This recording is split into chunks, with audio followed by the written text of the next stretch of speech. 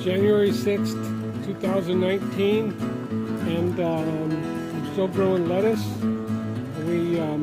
It's cold here in Southern California. It's temperatures range anywhere from the high 30s to the mid 60s. Cold in Southern California. People don't often know that.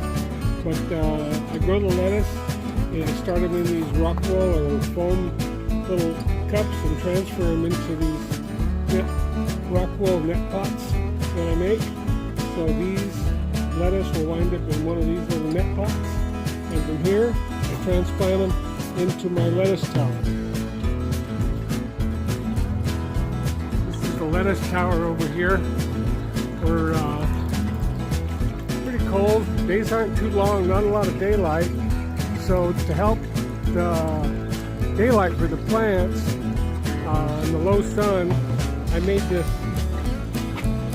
base down here with the days of the week on it, and what I do is I can rotate this so that I line up the pump with the right day of the week, and that way all the sides plants get an equal amount of sunlight. It's a 5-inch square plastic tubing with 24 net pots in there. Holds about 10 gallons of fertilizer and pumps constantly,